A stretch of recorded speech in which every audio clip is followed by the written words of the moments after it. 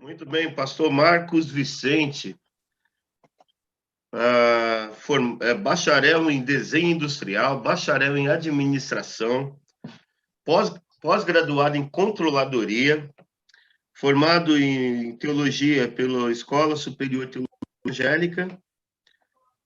A sua conversão foi na Igreja Batista Vila Mariana.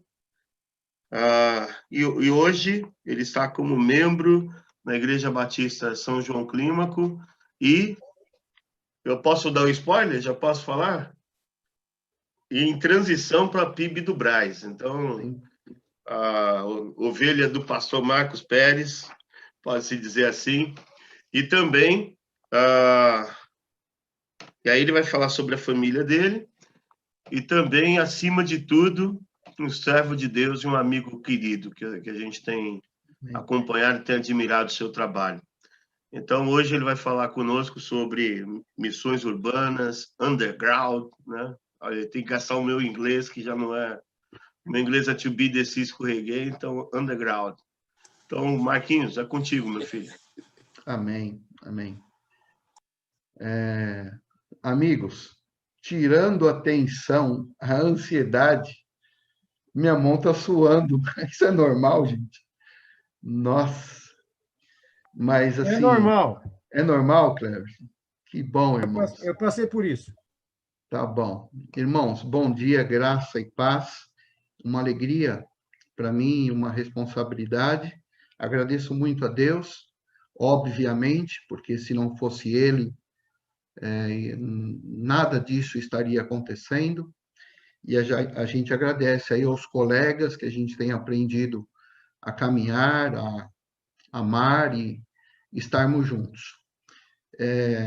Eu acredito que eu não vou trazer nada de novo. Aliás, eu quero apenas reforçar alguns pontos que a gente já faz na nossa história eclesiológica. Então, não vou trazer nenhuma teologia nova, não vou trazer nada de novo. Aliás, não tem nada de muita teologia aqui, é mais, eu diria, eclesiologia, mais missões mesmo. E eu quero dividir em dois momentos essa nossa participação. Num primeiro momento, eu quero trabalhar bem essa questão de missões urbanas underground. E eu quero abrir para possíveis perguntas. E num segundo momento, aí sim eu quero ser um pouco mais específico sobre motoclubismo, tá bom?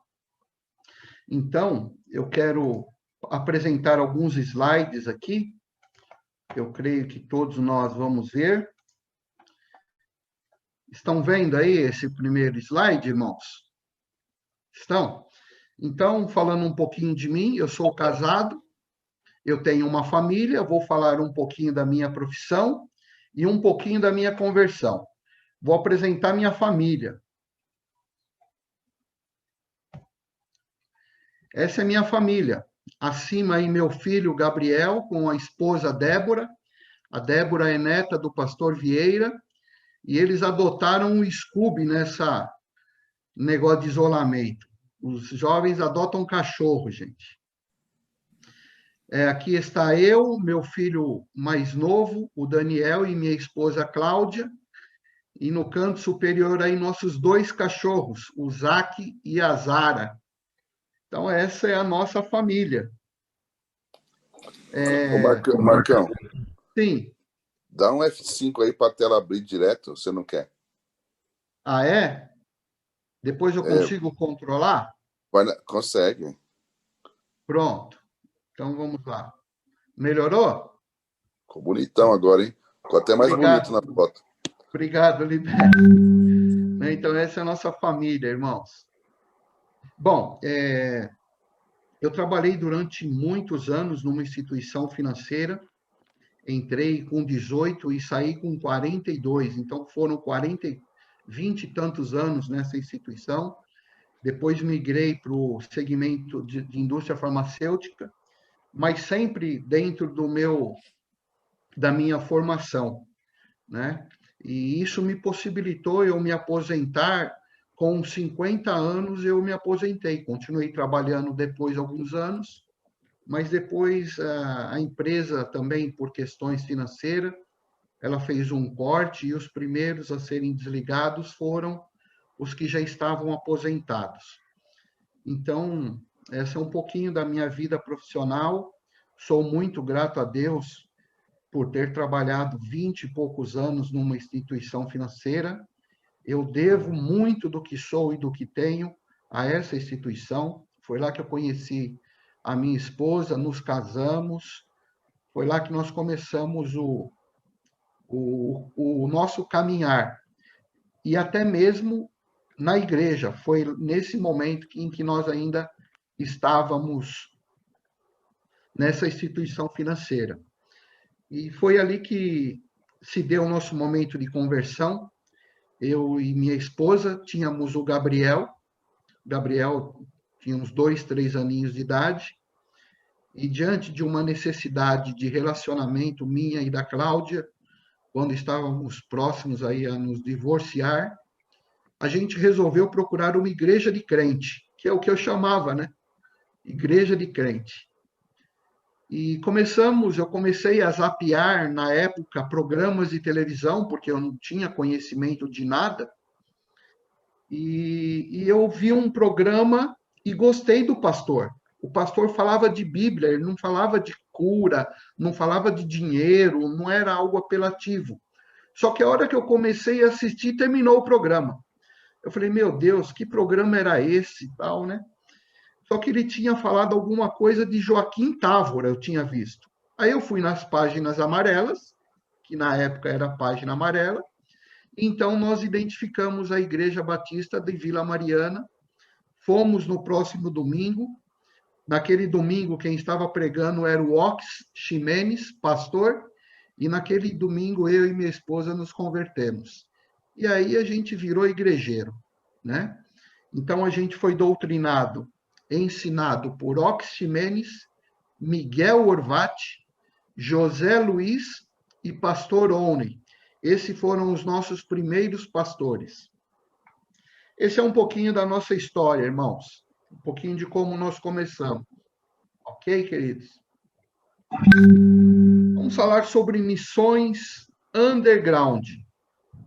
E eu quero usar um texto aqui de Apocalipse, que eu identifico aqui como tem tudo a ver com missões underground, Apocalipse 7, de 9 a 11, e está assim, ó. Depois disso olhei, e diante de mim estava uma grande multidão, que ninguém podia contar, de todas as nações, tribos, povos e línguas, de pé, diante do trono e do Cordeiro, com vestes brancas e segurando palmas, e clamavam em alta voz: a salvação pertence ao nosso Deus, que se assenta no trono e ao Cordeiro. Todos os anjos estavam de pé ao redor do trono, dos anciãos e dos 4 seres viventes. Eles se prostraram com o rosto em terra diante do trono e adoraram a Deus. O que me chama a atenção aqui, irmãos, é a visão que João vai ter, e ele destaca a multidão que ninguém podia contar, que era de todas as nações, tribos, povos e línguas. E essa questão de tribo aqui, ela me chama a atenção, porque eu entendo que tribo é a gente identificar um grupo, e aqui não unicamente povos indígenas, mas identificar um grupo de pessoas, e ali a gente começa a trabalhar a questão de missão. Então, a partir desse texto de Apocalipse, eu quero começar a falar de missões urbanas underground. E eu vou ter aqui a participação do pastor Natanael, porque ele, na prédica dele lá na nossa convenção, ele falou que o Werner Cashel, o pastor, sempre falava a necessidade de falar a definição do que nós íamos conceituar as coisas. Então, eu aproveitei, eu não sabia disso, que o pastor Werner Cashel sempre exigia, falava esse bom costume. Então, a definição de underground significa subterrâneo, em português. E é usado para chamar uma cultura que foge dos padrões normais e conhecidos. Underground, irmãos, é um ambiente com uma cultura diferente da principal. Isso é muito importante nós entendermos, porque é aqui que nós estamos conceituando e definindo o que é underground. É um ambiente com uma cultura que é diferente da principal. Então, quando nós identificamos um ambiente, um grupo de pessoas, uma cultura que tem características diferentes daquela principal, a gente pode chamar de underground. A gente pode definir como missão urbana underground. Isso é muito interessante, porque quando nós falamos de underground, eu tenho comigo que a igreja sempre fez missão underground. E quando nós falamos da cultura principal, do ambiente eclesiástico, eclesiológico, nós temos a clareza do que é o ambiente principal, do que é o tema principal, do ambiente da igreja, do ambiente doutrinário. Nós sabemos distinguir ou qualificar aquele ambiente ou cultura principal. Não sabemos identificar, irmãos? Sabemos, não sabemos? Qual é a cultura, qual é o ambiente? Nós temos muito claro o que é aquele ambiente na igreja. E aí, a primeira, eu queria aqui fazer uma pergunta e provocar aqui uma reação. A igreja já faz missão ou missões underground hoje? Quem acha que sim? Levanta a mão aí. Quem acha que sim? Faz? Muito bom. Muitos estão aí se posicionando, falando que sim. Muito bom. Então, baseado nessa definição que nós fizemos, e identificando que a igreja tem uma cultura principal, eu quero sim ratificar que nós, como igreja, já temos essa cultura underground. Quando nós temos encontro de casais, o que é um encontro de casais? É uma missão urbana underground. Porque a igreja pode continuar sendo igreja sem encontro de casais? Pode. Mas a gente identifica, então, um grupo específico, com uma cultura específica, com necessidades específicas, com temas específicos, e nós, então, identificamos uma necessidade dentro do nosso convívio social e começamos a fazer missões underground com casais. Uma outra questão, retiro de adolescentes. A igreja continua sendo igreja sem retiro de adolescentes? Sim. Mas nós identificamos, então, uma cultura, um grupo de pessoas, uma subcultura abaixo da principal, que a principal é a igreja. Nós identificamos uma cultura que tem um grupo de pessoas, que tem um modelo, que tem um modo. Então, nós começamos a fazer missões urbanas underground àquele grupo de pessoas chamado de adolescentes. A igreja continua sendo igreja sem encontros ou retiro de empresários? Sim. Mas o que aconteceu conosco? E aqui eu coloquei propositadamente, aqui é um retiro que a Igreja Católica também atenta a essa questão de missões underground, ela também promove. Aqui é um retiro da Igreja Católica.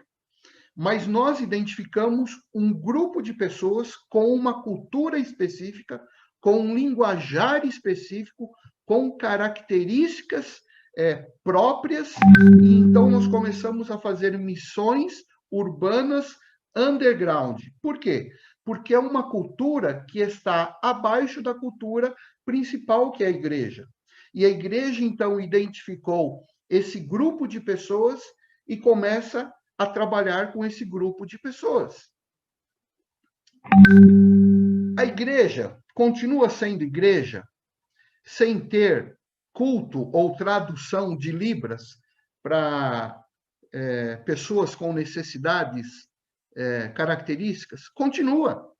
Mas o que nós, ao longo da história, descobrimos que tem uma cultura, uma subcultura na nossa sociedade que tem características próprias, que tem necessidades específicas, necessidades próprias, e então nós introduzimos dentro do nosso a necessidade de missão urbana esse grupo de pessoas. E aí nós temos até nos nossos cultos, simultaneamente, tradução de Libras.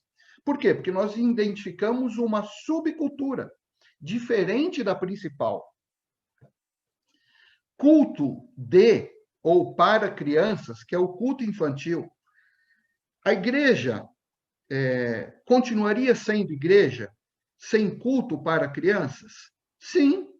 Só que nós identificamos um grupo de pessoas, uma subcultura com características específicas, com características próprias, e é até muito comum quando, em algumas igrejas, tem aquele momento de encaminhar as crianças para o departamento infantil, para o culto infantil, nós, pastores, falarmos que ali eles vão ter termos mais apropriados para eles. Né? Então, ali tem o culto infantil, tem o trabalho com crianças. Por quê? Porque nós identificamos uma necessidade e a igreja, que sempre teve latente essa questão de missão urbana, underground, porque está abaixo da característica principal, se volta para aquele grupo de pessoas. E com isso, nós temos até a criação de instituições que visam alcançar esse grupo de pessoas, que a própria PEC tem esse apelo, né? O evangelho aos dependentes químicos. Quando a igreja foca num grupo específico, e aqui nos dependentes químicos, o que nós estamos fazendo? Missão urbana underground. A igreja continua sendo igreja sem a necessidade de falar especificamente aos dependentes químicos? Sim, mas ela entendeu que existe ali uma cultura própria, características bem pessoais, que existe um linguajar, e ela então vai de encontro a essa necessidade.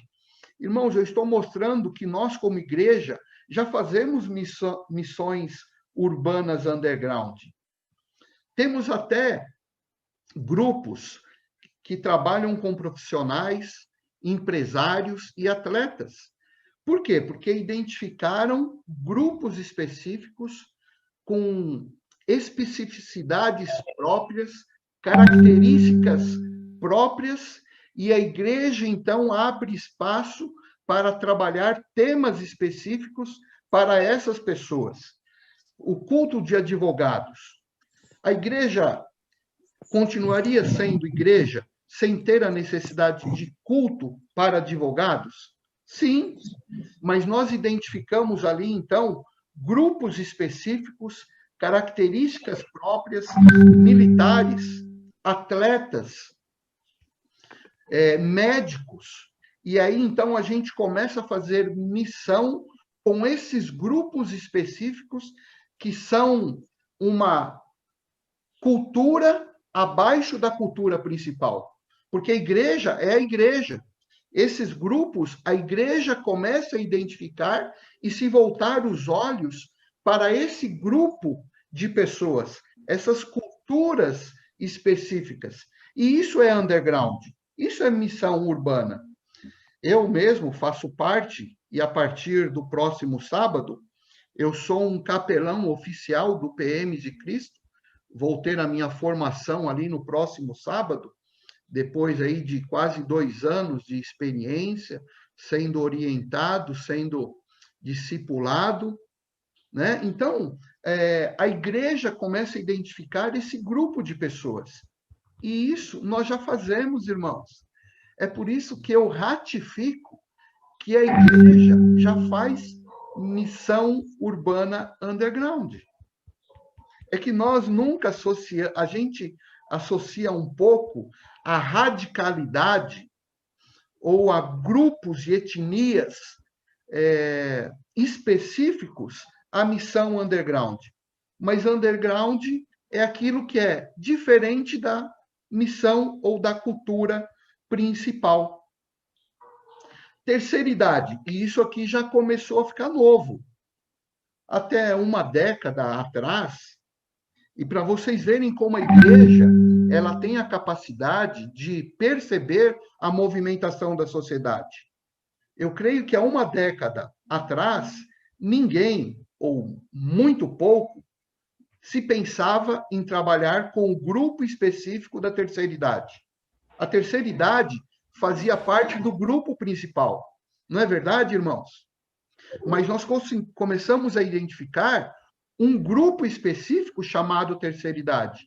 E a igreja, então, identificando essa necessidade urbana, esse grupo que tem características, tem uma identidade, começa a trabalhar e alcançar mais esse grupo. E isso é novo, a igreja está em movimento, a igreja está percebendo que a nossa sociedade está mudando. E isso é muito positivo. Nós não paramos de manter essa visão de underground. Identificamos uma outra necessidade, a terceira idade, e começamos a trabalhar com ela. E isso é muito positivo. E algumas poucas igrejas que já estão um pouco mais atentas, já têm percebido uma movimentação de jovens e adolescentes, e aqui já está surgindo, tem algum áudio aberto aí, e aqui está surgindo uma nova tribo, e aí nós podemos chamar de underground, porque não faz parte da cultura principal, que são pessoas que jogam esses jogos online. E eu já tenho conhecimento de igrejas que já estão promovendo campeonatos para terem essa rapaziada perto deles e que já estão se movimentando para ter esse grupo underground dentro da cultura principal. Isso ainda está começando, é muito novo, mas já tem igrejas que estão começando a enxergar essa tribo que João vai dizer lá em Apocalipse capítulo 7. Mas isso é muito novo ainda. Mas à medida que algumas igrejas forem percebendo, isso vai começar a criar mais corpo e vai começar a ter mais volume. Não tenham dúvida disso. Irmãos, então, eu quis ratificar que nós, como igreja, já fazemos isso. Nós fazemos missão urbana underground. É que a gente nunca conseguiu qualificar ou identificar que trabalhar com crianças, trabalhar com advogados, trabalhar com médicos, trabalhar com jovens, isso, por não ser a cultura principal, isso a gente coloca como uma subcultura e nós podemos chamar de underground, que é uma cultura abaixo da principal. Tá? Nós sempre fizemos isso. Mas começam a surgir alguns problemas que eu quero aqui tratar com vocês, assim, Irmãos, a gente está compartilhando aqui, que eu identifico que começam a surgir alguns problemas. Quando a gente institucionaliza ou legaliza o convencional. E aquilo que não é mais convencional não é institucionalizado. Conseguem entender isso? O nosso problema, irmãos, é quando a gente fecha que só esse grupo de coisas faz parte da igreja. E o que não é isso não faz parte da igreja. Esse é o nosso grande problema. E eu quero tratar aqui alguns temas para a gente pensar, para nós refletirmos. Então, quando nós legalizamos ou institucionalizamos o convencionado, esse que é o nosso problema. Irmãos, o cantor cristão, qual que é o objetivo do cantor cristão? É termos um conjunto de hinos para nós louvarmos ao Senhor. Mas o que nós fizemos? Nós legalizamos, institucionalizamos, convencionamos o cantor cristão. E aí vem o HCC. O HCC não é de Deus. E como nós vimos dificuldades que igrejas tiveram e ainda têm em migrar do cantor cristão para um HCC, ou para hinos, ou corinhos, ou cânticos. Por quê? Porque nós institucionalizamos aquilo que não era para ser institucionalizado. Aquilo era só para servir para uma necessidade. Quando surgem os departamentos de mulheres, jovens, homens e infantil, e nós legalizamos essas questões. E o problema é quando nós legalizamos que isso faz parte da cultura principal. Conseguem entender? Mas lembrem, os homens, as mulheres, os jovens, eles são uma subcultura. Eles são missão urbana. Eles não fazem parte da cultura principal. E aí nós legalizamos isso. E o que acaba acontecendo? Mês de agosto, se o pastor quiser arrumar confusão, ele não dedica o mês de agosto aos jovens. Ele vai ter muitos problemas. Por quê? Porque nós legalizamos, convencionamos que aquilo é a cultura principal. E isso é ruim porque a gente começa a perder a noção de o porquê que foi criado ou alcançado, melhor dizendo, aquela cultura do adolescente, do infantil, do jovem, da mulher. E aí nós começamos a fazer eventos dos jovens para os jovens da igreja. Quando das mulheres para as mulheres da igreja. Quando, na essência, esse grupo foi alcançado ou foi criado visando ser uma missão urbana, não uma institucionalização. E o que acabamos fazendo com relação a instrumentos musicais? Nós qualificamos aquilo que é sacro e aquilo que não é sacro. Né? Por quê? Porque a gente institucionalizou o que é sacro. E dentro da nossa institucionalização, aquilo que não foi convencionado não é sacro. Então, o perigo é nós institucionalizarmos as coisas porque a gente perde o porquê que ela foi criada. Nós sabemos, e eu conheço, situações em que não se pode tirar a santa mesa da ceia do Senhor de dentro do templo. Porque vai arrumar né? Por quê? Porque legalizou, convencionou-se, institucionalizou-se aquilo. Outra questão aqui, o ato de bater palmas, né? Legalizou-se que aquilo não fazia parte. E quando começa-se, então, alguns movimentos de bater palma, isso cria uma confusão, complicadíssimo. E aqui eu quero usar o exemplo do pastor Fausto, e eu falei que eu ia falar. O pastor Fausto, essa semana, ele contou uma experiência para nós com muito carinho, mas dando exemplos de como a gente pode e deve proceder para levar o nosso rebanho, a igreja, a caminhar e entender algumas coisas. E ele disse que quando ele assumiu... Pastor Fausto, o senhor está aí? Pastor Fausto, o senhor pode contar aquela experiência para nós que o senhor contou essa semana, daquela questão lá de bater palmas, como que o senhor fez, por favor? Eu não estou ouvindo. Está ouvindo agora? Sim. Tá. Você deve estar se referindo àquela experiência na primeira igreja batista do Rio. Sim, senhor. Porque, como os colegas sabem, eu sucedi ao doutor João Filson Sorém. Nada... Foi o pastor da igreja por 50 anos e 9 meses.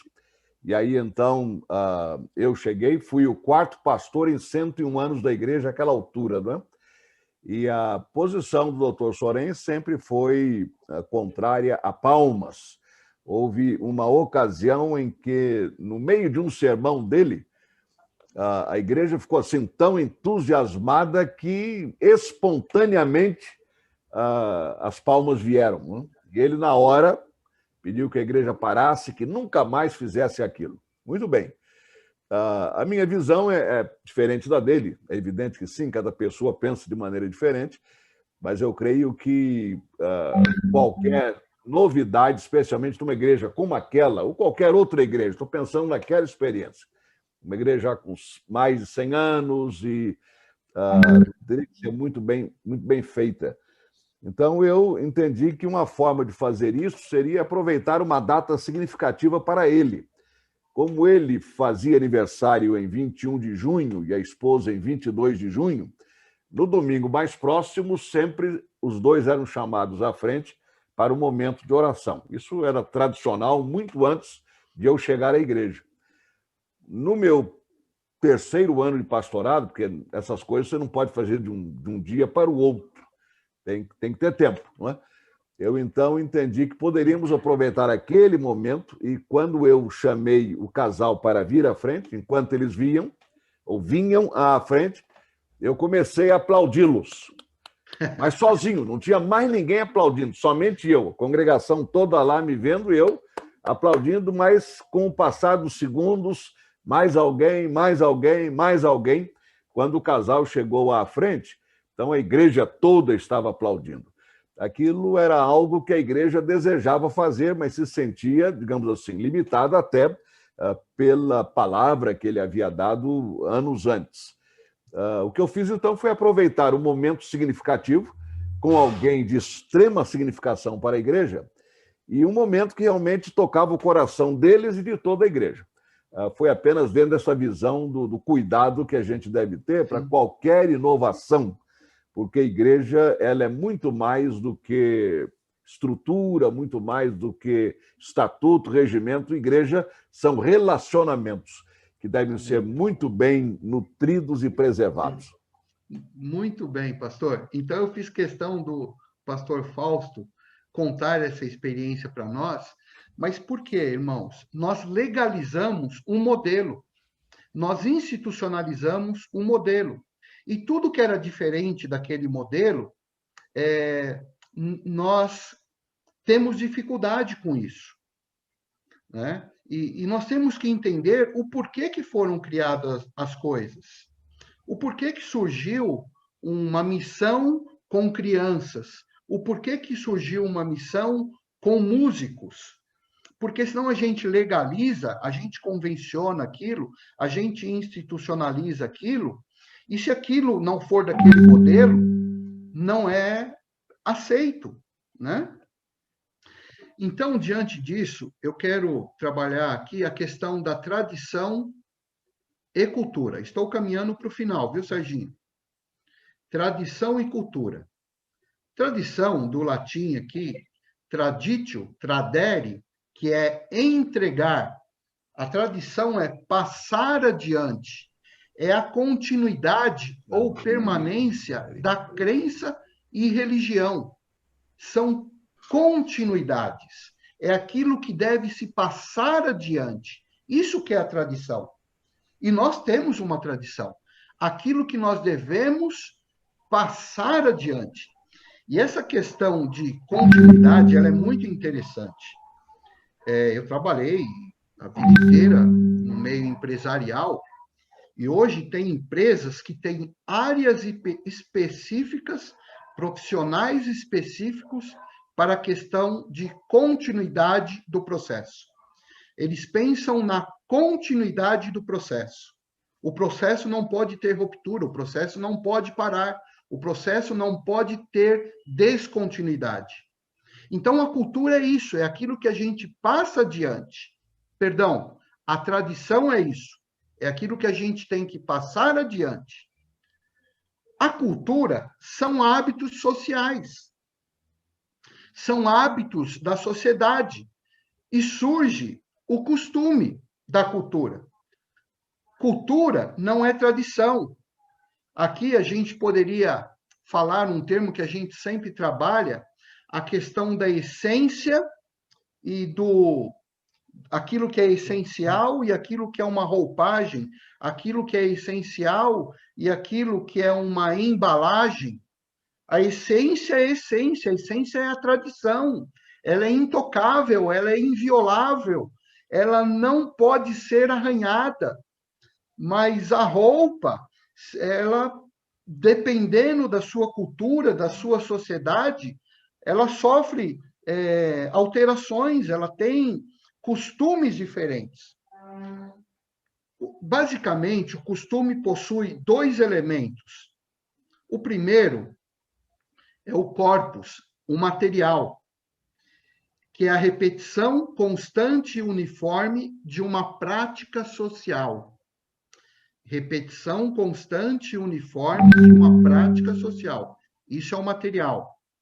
E tem o psicológico. É a convicção de que a prática social reiterada, constante e uniforme é necessária e obrigatória. Então, o problema é quando nós identificamos que o costume, ela é a tradição, porque o costume nos leva a identificar que a prática reiterada de alguma coisa, ela é a tradição, e não é. Tradição é tradição, cultura e costumes são coisas diferentes, coisas distintas, mas o nosso psicológico, por termos aquilo de forma reiterada, constante e uniforme, nos induz a ver aquilo como tradição. Mas tradição é uma coisa, culturas e costumes é outra coisa. Isso, eu li um livro, está aí a capa do livro, e esse autor trabalha com o tema O Dedo de Deus, ou os chifres do diabo. E quando nós não temos essas questões bem claras, nós ficamos com esse binômio, dedo-chifre, dedo-chifre. Isso não é dedo de Deus, isso é chifre do diabo. Por quê? Porque nós confundimos aquilo que é costume com tradição. A gente não consegue perceber ou separar uma coisa da outra. E isso tem nos preocupado bastante. O que é dedo de Deus, e isso é uma expressão bíblica, né? Dedo de Deus, e o autor vai trabalhar com essa questão, dedo de Deus, e aquilo que é chifre do diabo. Então, esse binômio fica sempre rondando a nossa cabeça, e se nós não soubermos identificar muito bem a tradição da cultura e dos costumes, a gente vai qualificar chifre do diabo como algo sendo de Deus, ou qualificar algo de Deus como chifre do diabo. Então, a gente tem que ter essa mente fazendo essa reflexão. Tá bom, irmãos? Eu estou caminhando para o final, e tem surgido no mercado empresarial, e aqui mais no segmento de recursos humanos, e já criaram esse termo, só não consta ainda do nosso dicionário, o adaptágio. O adaptágio hoje o ser humano ele tem que se adaptar ágil, não é rápido, é ágil. E é uma adaptação ágil. Eu tenho muita dificuldade com adaptação. Eu tenho muita dificuldade. E graças a Deus que eu já me aposentei, porque eu teria muita dificuldade com tantas inovações que tem tido. Mas o que eu quero deixar aqui e uma vez eu ouvi uma expressão que a nossa denominação é como um transatlântico, que a gente move um pouquinho para, depois de 2, 3 décadas, perceber alguma mudança. Eu não estou falando aqui de tradição, irmãos, mas me preocupa porque o nosso mundo hoje ele está adaptágil, ele está ágil na sua adaptação. E nós, como líderes, como denominação, como pastores, nós temos que estar com a nossa mente muito ágil para vermos as movimentações. E isso reflete em missões urbanas underground. Tá bom, irmãos? Então, é isso que eu queria compartilhar com os irmãos. Eu não sei se eu fui claro, mas eu quero voltar aqui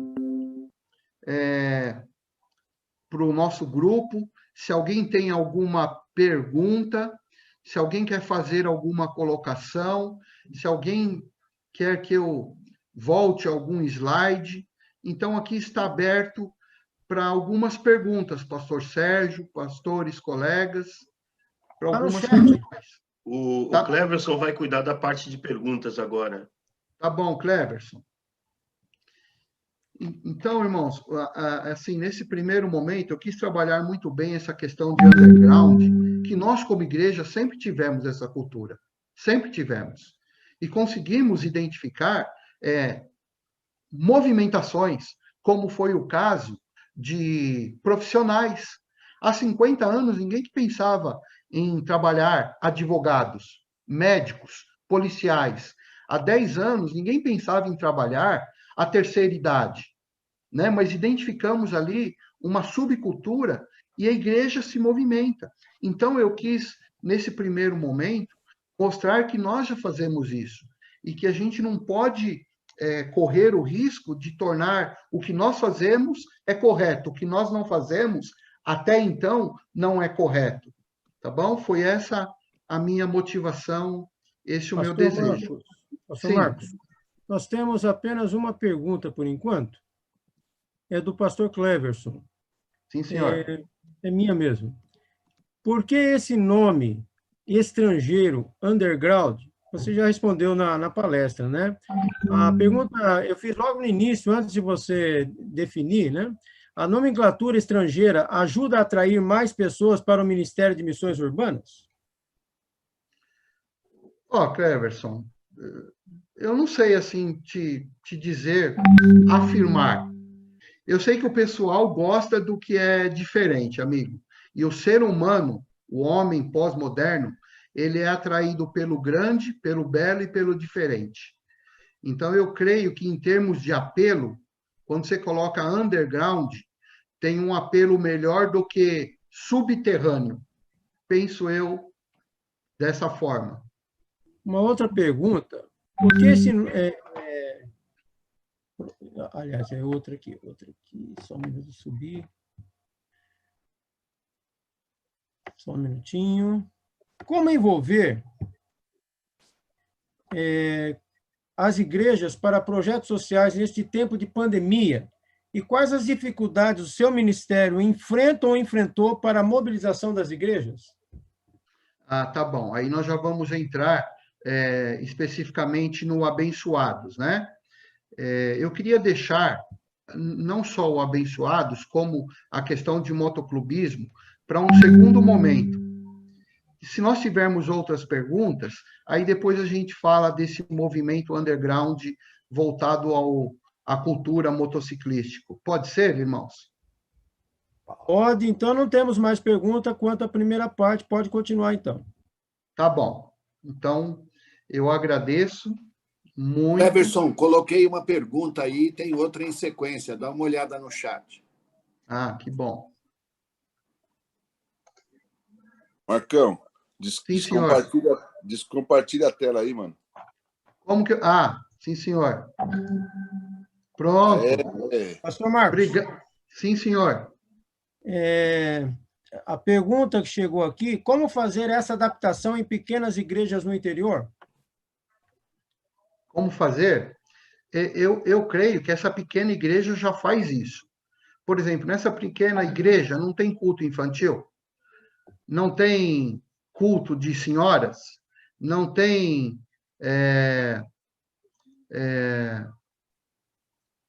outros culturas diferentes da principal? Não tem. Então, ela já faz isso. O que ela precisa é entender que ela precisa alcançar outros grupos e não perder a essência de missão. É só isso. Então, ela precisa identificar outros grupos ali na sua sociedade e estar aberto a novos grupos. A união masculina, o que é a união masculina? Não é uma subcultura da cultura principal? Então, essa igreja pequena ou essa congregação já tem isso. O que ela precisa é ampliar, identificar que isso não é uma institucionalização, isso é missão para aquele grupo específico. Ok. Foi a pergunta do pastor Epaminondas. Pastor Marcos Pérez, a seguinte pergunta: como este ministério do pastor tem sido reconhecido pelos colegas e igrejas? Ah, tá bom. Aí também nós já vamos estar falando, então, do abençoados, né? Tá, então vamos para a pergunta do pastor Marcelo Oliveira. Sim. Pastor Marcos, em sua visão, quais grupos que a igreja precisa ou precisará alcançar? Ah, muito bem, pastor Marcelo. Eu já até falei inicialmente aqui. Essa questão de jogos online, irmãos, isso está virando, não é uma febre, mas isso é uma tendência que os nossos adolescentes e jovens vão entrar.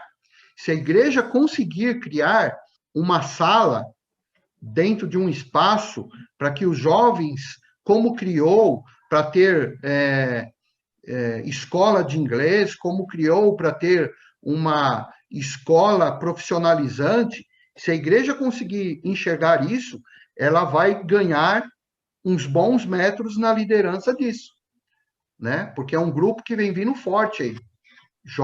Esses jogos online, jogos virtuais, é uma tendência, e isso veio para ficar. Boa pergunta, Marcelo. Terminou as perguntas referentes a essa primeira parte. Tá bom. Muito bem. Então eu vou voltar lá para a minha tela lá, irmãos. Então, agora eu quero falar especificamente sobre um grupo que não é diferente de advogados, que não é diferente de médicos, que não é diferente de homens. Por quê? Porque eu coloquei esses grupos na posição de missões urbanas underground. Tem uma cultura diferente da cultura principal. E quando nós falamos de motociclismo, nós estamos falando de uma tribo também, de um grupo de pessoas que tem uma característica própria, né? Que tem algumas identificações. Por exemplo, por que nós usamos roupa de couro? É bem simples, irmãos. Eu creio que muitos de vocês aqui já tomaram tombo de bicicleta, de camiseta regata e shortinho, de short e chinelo havaiana. Perdemos metade do couro no asfalto ou na terra, ou nas pedras. A roupa de couro é um EPI, irmãos. Não tem nada de místico, não tem nada. É apenas uma segurança, a roupa de couro. É só isso, tá bom? Aí Eu pensei que pergunta... era roqueiro, meu. Os caras roqueiros. Não tem nada a ver, Libério. Shortinho não, roupa de ciclista, né? Shortinho pega mal. Shortinho. Mas roupa de ciclista é novo, amigão. Na minha época, era um short azul, aquele de ginástica do colégio, que era o único. Não, nem fala. Para. Ou aquele que a mãe fazia de saco de farinha, amigão. Né? Ô, pastor Marcos, é simples, é igual a roupa de couro do cangaceiro, que ele tem que usar por conta dos espinhos. É uma questão de segurança, Marcelo. Muito bem. Marcelo quer aliviar. Abre a tela aí, Marcelo. Abre a tela aí, ó. Porque são perguntas que sempre fazem para nós. Então, eu já coloquei aqui, até para ajudar. Por que roupa preta? Eu prefiro andar com uma roupa escura do que com uma roupa clara de moto. Porque a roupa clara, ela mostra muita sujeira. E o preto esconde. Então, é só uma questão de esconder um pouco a sujeira. Só isso. O camarada fica 1.000 quilômetros andando de moto o dia inteiro no evento.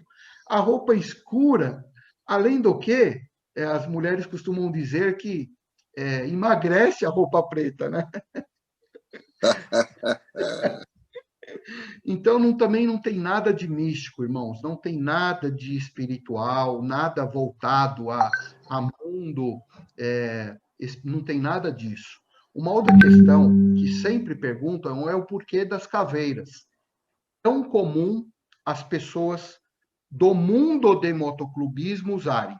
E aqui eu estou falando do mundo de motoclubismo, tá bom, irmãos? Eu não estou falando de outras tribos que também têm a caveira, ok? Porque cada grupo tem as suas características. E a caveira, no mundo de motoclubismo, ela significa igualdade. Igualdade. Única e exclusivamente isso. Porque que diferença tem da caveira do pastor Genivaldo para a caveira do pastor Marcelo? Que diferença tem, irmãos? Da caveira. Caveira de baiano é diferente, hein? A dele é bem maior. Mas depois que só tiver a caveira, pastor, não sabe quem é quem. É igual. Entenderam? Então, irmãos, a caveira no mundo motociclístico significa igualdade. Só isso. Então, quando vocês verem um motociclista com alguma caveira, ele está dizendo para você que ele não é melhor nem pior do que você. Que ele não independentemente de cor, ele é igual a você. Isso é um princípio bíblico. Porque todos nós somos iguais diante de Deus. É isso que ele está dizendo. E ele acredita nisso, viu, irmãos? Ele acredita nisso. É por isso que no nosso meio de motoclubismo, a gente não usa títulos. Porque se nós usarmos títulos, nós estamos falando que alguém é diferente ou melhor de alguém. Então, no nosso meio, não se usa títulos. Pastor, doutor, juiz, sargento, não se usa títulos. Porque aí ele fere um princípio da igualdade. Então, são essas questões que eu acho que vale a pena, falando aí de motoclubismo. Aí o pastor Marcos fez uma pergunta com relação àquilo que a gente percebe e sente.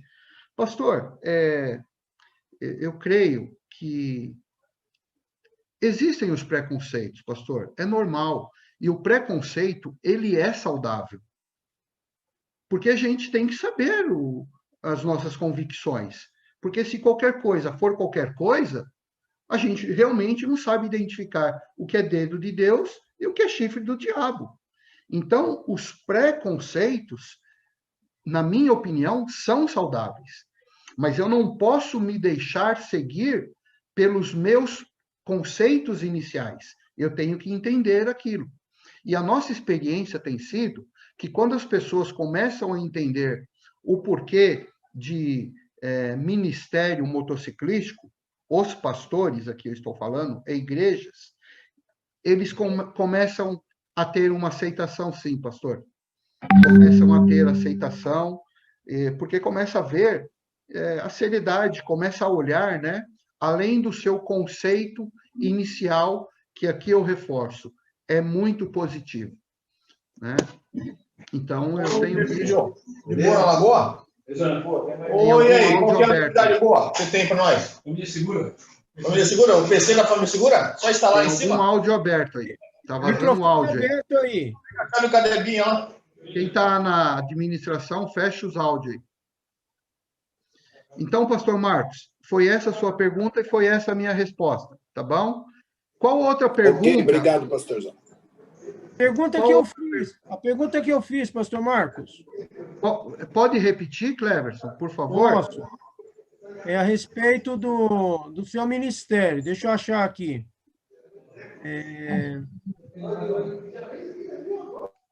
A respeito do ministério Abençoados. Só um minuto. Porque esse... gente, estamos juntos. Fugiu aqui a pergunta. Só um minutinho. Deixa eu ver aqui.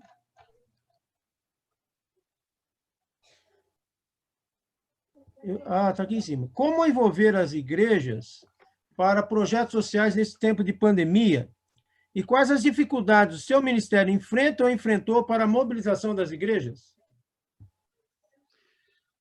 Olha, assim, eu creio que as dificuldades são iguais a qualquer outro movimento, as mesmas. O nosso não foi diferente, mas eu tenho percebido que a aceitação tem sido muito boa, sabe? A gente tem visto isso, irmãos. Eu tenho falado que, com todo respeito, irmãos, se Deus não está nesse negócio, eu não sei onde Deus está, irmãos.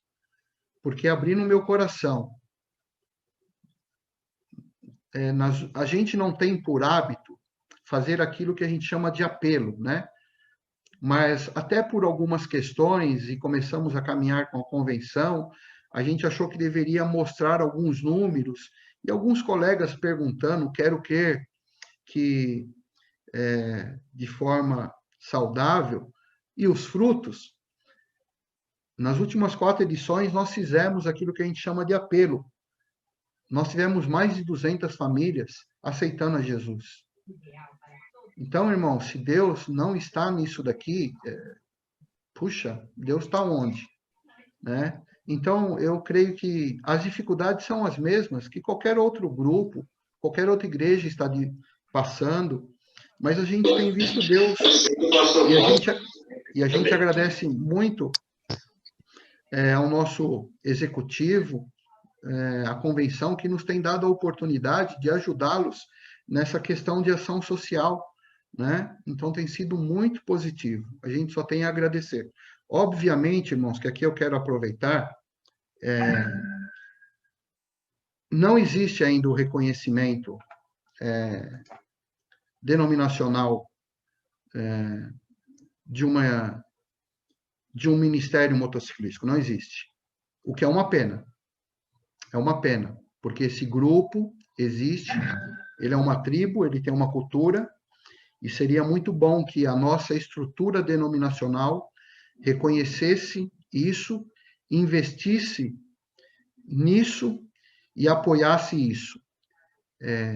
É muito singelo, no meu modo de perceber diante daquilo que é possível fazer. Ok, irmãos? De uma forma muito respeitosa aqui, mas eu creio que nós poderíamos já estar muito à frente, ensinando igrejas a terem esse grupo, porque, irmãos, o que nós percebemos? E isso eu falo com muita propriedade. Tem algumas denominações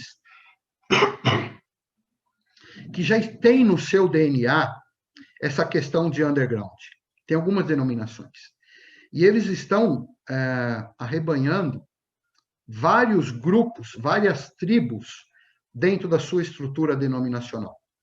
E de alguns anos para cá, principalmente igrejas grandes que tiveram muito acesso à cultura norte-americana, perceberam que essa questão de, usa-se até o termo, a igreja servidora, né, que serve a sua comunidade, mas nada é do que missão underground. Identificar necessidades, grupos e levar a igreja a trabalhar em prol desses grupos. Irmãos, igrejas grandes e denominações, não tenham dúvida, não tenham dúvida. Se tiver alguém de uma cultura específica na sua igreja, e essas denominações ou igrejas grandes podendo abraçar, eles vão fazer isso, sem sombra de dúvida. Não tenham dúvida disso, né? Por quê? Porque é a missão underground, é atrair e reter, É essa o princípio, é essa a lógica da coisa. Então, eu deixo aqui que a nossa denominação, creio que poderia ver com olhos bem mais específicos essa questão de motociclismo, motoclubismo, porque é uma tribo, irmãos, é uma tribo. Outros... Pastor Sérgio, o senhor lidera aí, hein? Bom, creio que não há mais... Tem mais alguma pergunta, Cleverson? Não, não chegou mais nenhuma. Ok. Eu só quero voltar aqui para a última tela, pastor Sérgio. Sim. E deixar aqui... Não, calma aí, não é essa não.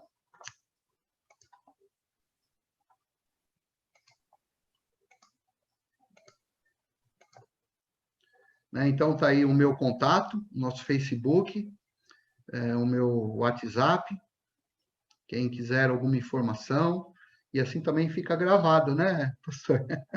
Ah, menino esperto. Né? Poxa, quicou a bola na área, pastor. Eu vou aprendendo aí com o pastor Fausto, pastor Marcos, pastor Marcelo, Cleverson, a gente vai aprendendo, Serginho, com você. Muito bem. Então, primeiro eu quero agradecer, Marquinhos, pela disposição, pela palavra. Com certeza foi muito esclarecedora. Aliás, tem uma fala aqui do pastor Fausto. Eu vou demitir o Cleverson, que o Cleverson não está muito bom, não. Vou demitir o Cleverson. Mas há uma fala do pastor Não era Fausto. pergunta, era elogio, por isso que eu não falei. Mas você tinha que fazer o elogio também. Posso falar? Eu vou falar tentando justificar agora? Vou falar até com a voz dele. Vou falar até com a voz dele. É. Colega Marcos, muito obrigado pela conferência desta manhã, esclarecedora e relevante. Muito bem. Você viu que o pastor Fausto aprovou a sua... Misericórdia, irmão. Sérgio, vamos ouvir o original? Vamos ouvir o original, que é melhor, né? Meu Deus. Pastor Fausto? Não, a minha palavra realmente é esta mesma, né? O que o Marcos trouxe, realmente para mim foi muito esclarecedor, foi assim, abrir a mente para diferentes possibilidades. Eu creio que aquela distinção da tradição com a dinâmica é uma coisa que realmente a gente não pode ignorar, em hipótese alguma. E a tendência, muitas vezes, é a gente ficar com a forma ou a fórmula e não com a essência espiritual. Então, e isso ele procurou colocar de uma maneira muito clara. É a diferença da tradição para o tradicionalismo, né? Da saudade para o saudosismo, e muitas vezes a gente fica na segunda palavra e não na primeira. Então, para mim, foi uma palestra relevante, quer dizer, muito bem aplicada às nossas realidades atuais e das igrejas e dentro de um campo no qual eu não tenho, digamos assim, ou com o qual e ao qual eu não tenho acesso, que é o underground, por exemplo. O Marcos tem um acesso tremendo a uma realidade que não faz parte da minha vida, vamos assim colocar. Eu já estou no outro ground, né? Mas ele está direto no underground. Então, é por aí mesmo. Eu estou mais no background do que no underground, está entendendo? Isso, é verdade, pastor. Isso, o senhor está na cultura principal, entendeu, pastor?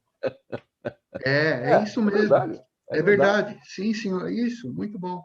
É isso aí. Posso fazer uma pergunta? Pastor Sérgio. Opa. Marcos, você falou bastante, mas você não deu...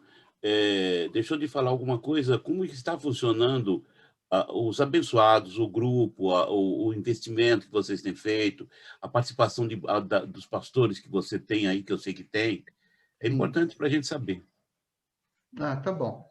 Bom, irmãos, a gente tem um trânsito muito, e graças a Deus pela vida de vocês, muito cordial e muito bem aceito no meio de vocês, né? E a gente agradece a vocês e a Deus por isso. E alguns outros doidos se identificam também com esse ministério, com essa forma de missão urbana. E sim, nós temos outros pastores no nosso grupo. Nós temos o pastor José Nilson, ali da Zona Leste. Nós temos o pastor Davi Milanês, um oficial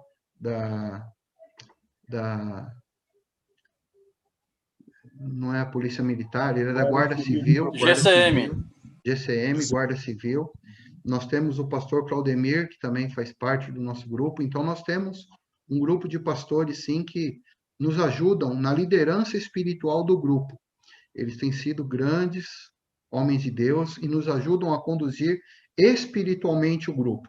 Sabe por quê, pastores? Porque isso acaba sendo também um ministério pastoral. Porque todos nós somos crentes e o nosso relacionamento transita em relacionamento entre nós. E questões pessoais são totalmente naturais. Então, a questão pastoral, eu não estou pastoreando uma igreja, né, um templo, um espaço físico, mas existem quase 100 pessoas que eu estou pastoreando, ligadas ao nosso ministério. Então, existe sim também um pastoreio. Você já tem alcançado o interior? Sim, nós temos uma base na Baixada Santista, nós temos uma base que a gente chama de base em São José do Rio Preto, e na nossa Grande São Paulo, a gente trabalha como capital. Então, nós temos aqui na Grande São Paulo, mas aqui para nós é capital, é só capital, né? A gente chama São Paulo capital. E temos algumas fora do estado, Belo Horizonte, Alfenas, e até dezembro, já em primeira mão, estaremos com uma base em São Lourenço, ali também no sul de Minas, se Deus assim permitir. E a gente gostaria, irmãos, que esse trabalho alcançasse principalmente o nosso estado. Irmãos, eu tenho convicção de que isso é de Deus, eu não tenho dúvida disso. Sabe, a nossa convenção, os nossos colegas pastores precisam olhar de forma um pouquinho, sei lá, que adjetivo usar aqui, mas olhar um pouquinho mais para esse trabalho. E você disse sustento, não, nós não temos sustento nenhum, Jura, cada um sustenta a si mesmo, cada um sustenta a sua gasolina, a sua motoca, cada um, isso aqui aqui eu ouvi uma frase de um colega, eu nem vou, mas por questão de ética eu vou citar sim, de quem eu ouvi essa frase, que foi do Ed René. Ministério, ele definiu o seguinte: ministério é aquilo que, se necessário, você até coloca dinheiro do seu bolso. Isso que é ministério. E eu vejo isso como ministério, então, para mim, é normal, Jura. Muito bem. Marquinhos, em primeiro lugar, né, muitas vezes para os pastores é difícil, para alguns pastores, né, mas para nós que já conhecemos você, é uma implantação, e você é um pioneiro. Você é um dos pioneiros, né, nesse ministério. Então, você está... Sérgio, se você me permite... Preparando espaço para o pessoal que vem aí, cara. Sim, Serginho, na realidade, nós estamos copiando, tá? Porque esse negócio de missão sobre duas rodas, na América do Norte, isso é muito forte, irmãos, muito forte. Muito, mas muito forte, né? Então, a gente só está copiando algo que já existe, tá bom? Mas você é pioneiro no estado de São Paulo, no Brasil até. Você é um dos pioneiros, tá? Isso é inegável. Um dos. Tá? Um dos. E é claro que é um trabalho a longo prazo, e quem sabe daqui a pouco, nós temos aqui o presidente da CBB, quem sabe a gente leva um projeto desse para a CBB e para a CBESP. Então, eu creio que é uma coisa de tempo, tá? Quanto tempo? A gente não sabe, mas... porque a gente tem visto o fruto do seu trabalho, a gente tem visto o quanto você tem se dedicado, não é nenhum aventureiro, não é um cara que chegou na convenção querendo uma janelinha, ao contrário, né? Você tem trabalhado e trabalhado sério. Não é à toa que eu convidei você para estar falando, porque eu queria que as pessoas conhecessem mais o seu ministério. Né? Então, fica o convite também para os pastores levarem o Marcos às suas igrejas, para dar um testemunho. Ele vai estar domingo que vem, domingo agora de manhã, ele vai estar aqui conosco. Vai estar na Vila Verde à noite. Ô, bênção. Maravilha. O trabalho do pastor Marcos tem que considerar que não é tão fácil como talvez tenha sido o trabalho do Libério na Toca. Isso. Um trabalho que demonstra muito tempo, muita dedicação, e algumas vezes a incredulidade dos outros. Exatamente. Então, por isso que é uma barreira a ser vencida. O Libério está na mira. Ele eu não entendi o que o Jura falou. Vou ficar quieto, Jura. Entendeu. Entendeu. Não entendi, não, Jura. Não entendi o que você falou, não. Mas depois eu converso com você. Relaxa. Entendeu. Ele quis dizer que você chegou lá, Libério. Não fala assim, não. Não fala assim que você fala que vai Corinthians, o Corinthians está indo para baixo. Tá mesmo. Se ele disse que eu cheguei lá, eu acho que ainda não cheguei. Depois de 20 anos, ainda não cheguei, não. Mas está caminhando bem melhor do que o meu amigo Marcos, que está começando, né? Pastor Serginho. Marcão é mais rápido. Deixa eu dar uma palavra aqui. Pastor Sérgio. Sim, Cleverson. Eu quero dar um testemunho. Eu levei o pastor Marcos Vicente o ano passado, no começo do ano passado, aqui na nossa igreja, em Vila Natal, e foi excelente. Vale a pena levá-lo às igrejas, ouvir o... Caramba, eu não paguei nada por isso não, viu, pastores? Eu não paguei nada não, hein? Não, se tivesse pago, a gente ia cobrar mais, cara. Vou dar o meu testemunho também. Não, eu estou dizendo que o Cleverson está dizendo, eu não paguei para isso não, viu? Você disse que vai depositar até segunda-feira, então eu continuo falando. Serginho. E vale a pena o testemunho dele sobre o Ministério Abençoados. Nossa igreja foi muito enriquecida com a presença do pastor Marcos aqui, então eu recomendo. Serginho, o Marcos Pérez e o Anderson quer dar uma palavra. Posso dar uma palavra? Eu estava aqui, calado, mas eu não posso. Pastor Anderson. Quem vai? Fala, pastor Marcos. O Marcos fala, depois o Anderson fala. Opa, vai pela idade aí, obrigado. Maldade. Eu estava aqui calado, mas rapidamente eu quero falar a respeito do trabalho do pastor Marcos. O ano passado nós visitamos também um campo missionário, Junta de Missões Nacionais, lá em Goianésia, e pudemos realizar um trabalho com o pastor Regis lá, uma igreja plantada e está sendo bênção. E nós fizemos uma viagem missionária para lá com a igreja e o pastor Marcos Vicente nos acompanhou com a moto, 1.100 quilômetros. Foi até lá e chegou lá, mobilizou toda a nossa equipe. Nós fomos até a cidade tinha uma ruas principais assim repleta de motociclistas e adereços para motos e tudo que se imagina.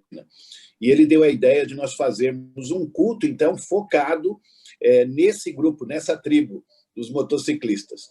E, louvado seja Deus, nós tivemos lá na cidade, fizemos vários convites, e à noite nós tivemos a participação de motociclistas no culto e, inclusive, conversão.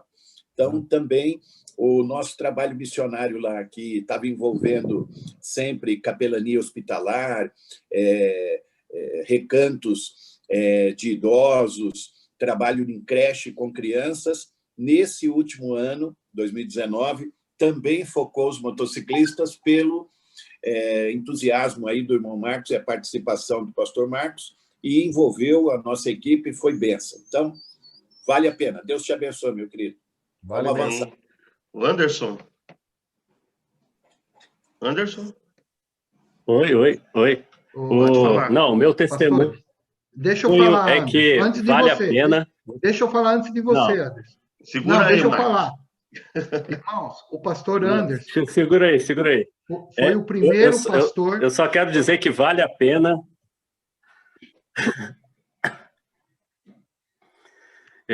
Eu só quero dizer que vale a pena levar, porque o impacto permanece. Você traz o impacto para a comunidade.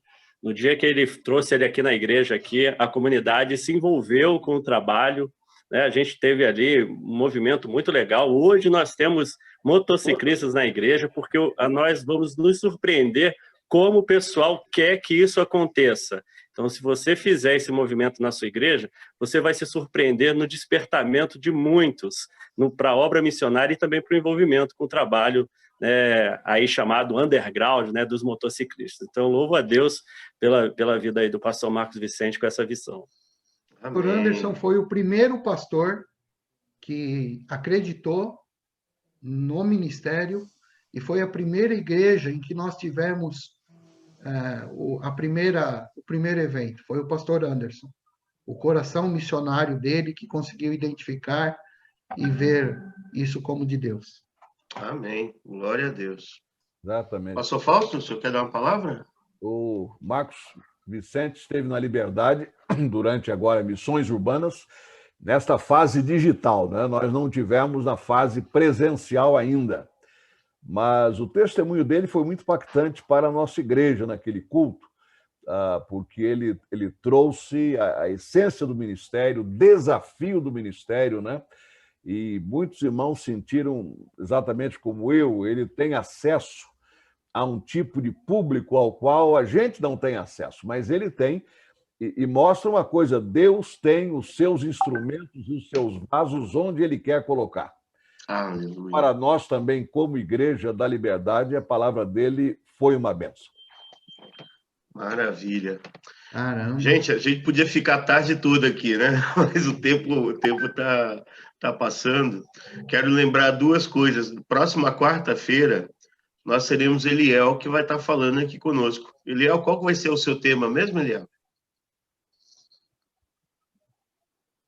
Então, aquilo que você pediu, né? Eu estou me formando em psicologia, trazer o tema sobre burnout em pastores, né? Burnout em pastores. Né? Outro termo em inglês. E segunda-feira, nossa reunião via Zoom, e teremos como preletor o pastor Gilson Bifano, que vai falar sobre o ministério, cuidado da noiva, mas não esquecendo do cuidado pastoral, ou da família. Pastoral, da família pastoral. Cuidando da noiva e cuidando da família pastoral. Tá? Então, Gilson vai estar conosco agora em outubro. Em novembro, se tudo correr bem, pastor Hélio Schwartz de Lima, também via Zoom. Tá? E no dia 7, é isso, Jura? 7 de dezembro? 7 de dezembro. 7 de dezembro nós vamos ter uma confraternização lá em Sumaré. Tá? Vai ser um day camp em Sumaré. Tá? Estamos organizando aí, vendo a possibilidade dos diáconos nos abençoarem novamente, como nos abençoou ano passado. Tá? E aí, quem quiser ir de moto, fala com o Marcos Vicente, vai de moto para lá. Certo? Marquinhos, mais uma vez eu quero agradecer. Eu quero aproveitar o ensejo, pastor Sérgio, para a gente tirar uma foto do nosso simpósio. Então, os irmãos que estão escondidos aí, se puderem aparecer... Irmãos que puderem abrir a câmera... Será muito bom. Tá? E no última quarta-feira, quem vai estar falando vai ser o pastor Eucleme Júnior. Eucleme de Paula Júnior, que está aqui conosco também. Muito bom, já foi a foto. Já foi a foto, muito bem. Pastor Marcos Pérez, meu querido amigo, nos despeça em oração, agradecendo a Deus pela vida do seu pastor, né, da sua ovelha, Marcos Vicente. Vamos orar, então. Amado Deus, Pai eterno que está no céu, santo é o teu nome, ó Senhor. Te agradeço por esta rica oportunidade de, nesta manhã, poder ouvir esse testemunho do teu servo, pastor Marcos Vicente. Obrigado pelo trabalho que vem sendo realizado, sobretudo pelas almas alcançadas, ó Pai, que estão sendo resgatadas das trevas para a tua maravilhosa luz. Ajuda-nos, Pai, para que possamos cooperar nesta missão, neste trabalho, e podermos avançar em todos os desafios que temos, aqui na capital de São Paulo, no estado, no Brasil, poder ver este trabalho numa crescente e alcançar outras tribos também, com a graça do Senhor Jesus. Dê-nos estratégias, como o Senhor tem dado ao pastor Marcos Vicente, dê-nos, ó Deus e Pai, planos, projetos, sonhos, que sejam sonhos do Senhor em nosso coração, para que possamos alcançar aqueles que o Senhor deseja que sejam alcançados. Ajuda-nos, ó Pai, e dá-nos esta visão. Oro agradecido por cada colega aqui presente e peço que a tua bênção se estenda a nós durante todo este dia. Oro assim, no nome precioso de Jesus. Amém, Senhor.